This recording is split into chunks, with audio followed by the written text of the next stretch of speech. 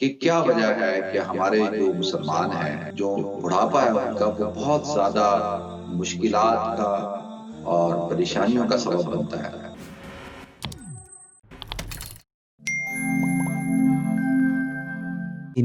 الحمد للہ رب العالمین والعاقبۃ للمتقین والصلاة والسلام علی اشرف الانبیاء والمرسلین وعلی آلہ وصحبہ اجمعین، اما بعد فاعوذ باللہ السمیع العلیم من الشیطان الرجیم، بسم اللہ الرحمن الرحیم، ان اللہ وملائکتہ یصلون علی النبی یا ایھا الذین آمنوا صلوا علیہ وسلموا تسلیما، اللہم صل علی محمد وعلی آل محمد کما صلیت علی ابراہیم وعلی آل ابراہیم انک حمید مجید، اللہم بارک علی محمد وعلی آل محمد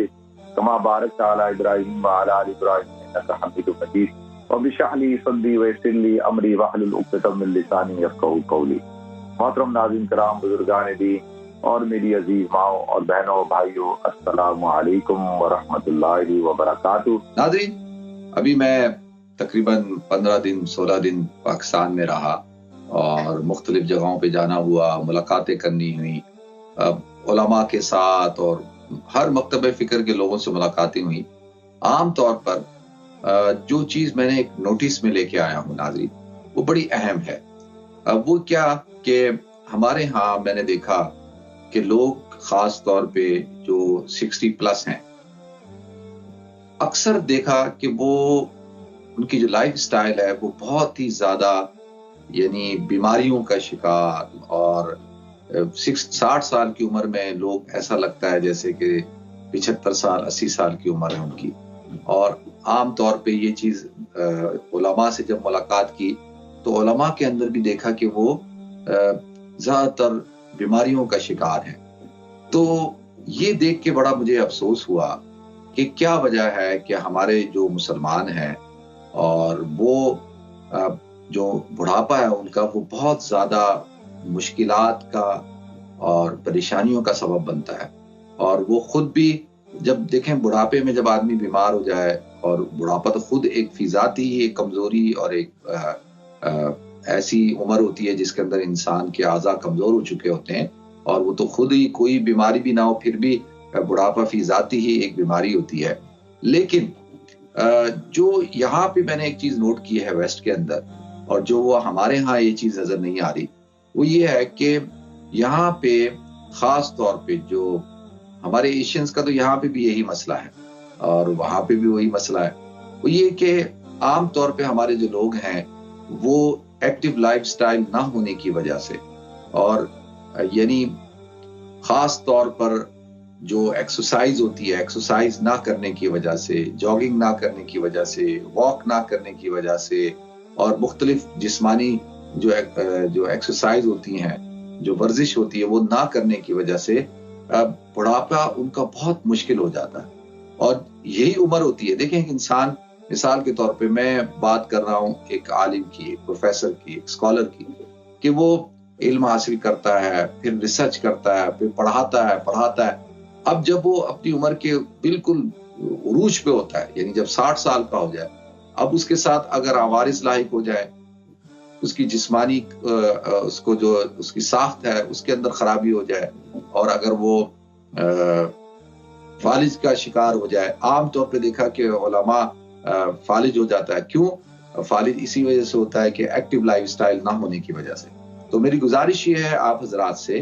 کہ دیکھیں پینڈیمک ہے، اس کے باوجود آپ واک کر سکتے ہیں، آپ پارک جا سکتے ہیں، آپ گھر کے اندر کوئی ایکسرسائز کر سکتے ہیں، ضرور ایکسرسائز کریں۔ اور یہ ایک مہم ہمیں چلانی ہوگی تاکہ ہمارے جو بوڑھے لوگ ہیں، خاص طور پہ جو 60 پلس ہیں، ان کو یہ بات سمجھانی ہوگی۔ اور یہ چیز جب شروع ہوگی، جب دیکھیں پوری زندگی آپ کریں گے نا، آپ ایکسرسائز روزانہ کی بنیاد پہ کریں گے تو آپ کی صحت اچھی رہے گی، اور آپ کا جو بڑھاپا ہے وہ بھی اچھا ہو جائے گا، اور آپ بڑھاپے کو بھی انجوائے کریں گے، اس کے اندر آپ پھر بھرپور کام کر سکیں گے۔ دیکھیں یہ جو ابھی امریکہ کے الیکشن ہوئے، اس الیکشن کے اندر دونوں جو امیدوار تھے، چاہے وہ ٹرمپ ہو یا بائیڈن ہو، اب دیکھیں یہ دونوں جو ہے وہ بوڑھے ہیں اور بڑی عمر کے ہیں۔ ایک 78 ایئرز اولڈ ہے۔ اب آپ مجھے بتائیں کہ اتنی بڑی ایج کا آدمی اور اتنے ایکٹیو ہوں کہ جوانوں کو انہوں نے حیران کر دیا، اور کس طریقے سے جو ہے وہ الیکشن کمپین کا چلانا، اور پوری جو ہے وہ ریلیوں کو اور اسی طریقے سے جو کارنر میٹنگ ہوتی تھی، جو جلسے ہوتے تھے، ان کے ساتھ خطاب کرنا، تو یہ تو میں جب دیکھ رہا تھا میں تو حیران ہو گیا کہ یار ان کی جو لائف ہے اور ان کا جو اسٹائل ہے، لائف سٹائل کا، زندگی گزارنے کا، اور جس طریقے سے انہوں نے اپنے آپ کو مینٹین رکھا ہوا ہے، تو یہ بہت سارے لوگوں کے لیے اس کے اندر مثال موجود ہے. ان کو چاہیے کہ بھائی اس سے مثال حاصل کریں اور اپنی لائف، اور یہ ہرگز اپنے دماغ سے نکال دیں کہ جی اب ہم ریٹائرڈ ہو گئے ہیں تو ہم کسی کام کے نہیں رہے، بوجھ نہ بنے. ریٹائرمنٹ کا مطلب یہ ہوتا ہے کہ جو کام آپ روزمرہ کے کر رہے ہوتے ہیں، کوئی جاب، کوئی بزنس، کوئی کاروبار، تو آپ نے اس سے آپ ریٹائرمنٹ ہوتے ہیں. زندگی سے تھوڑی کوئی آدمی ریٹائر ہوتا ہے. اور پھر دوسرے جو ہمارے یعنی اور زیادہ جو مشاغل ہیں، دیکھیں اکثر میں ابھی کراچی میں تھا تو میری ایک نشست ہوئی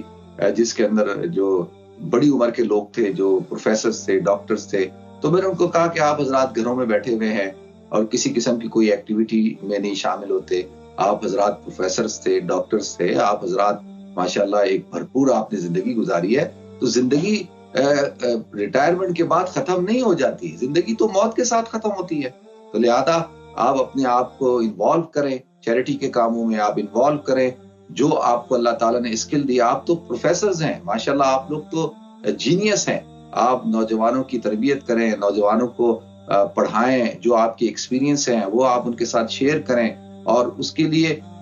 کوئی بھی جگہ ہو سکتی ہے، مسجد ہو سکتی ہے، آپ کا گھر کا ڈرائنگ روم ہو سکتا ہے کہ آپ روزانہ کی بنیاد پہ وہاں پہ 1 گھنٹہ 2 گھنٹے کوئی لیکچر کا انتظام کریں، کوئی نشست کا اہتمام کریں، اور اپنے ارد گرد اپنے بچوں سے، اپنے بھتیجے بھانجوں سے، اپنے نواسوں سے، اپنے پوتوں سے، پوتیوں سے، اسی طریقے سے اپنے پڑوسیوں سے، اپنے عزیز و قارب سے، ان سے شروع کریں. پھر آہستہ آہستہ آپ دیکھیں انشاءاللہ اللہ تعالیٰ آپ حضرات سے کام لے گا. تو انسان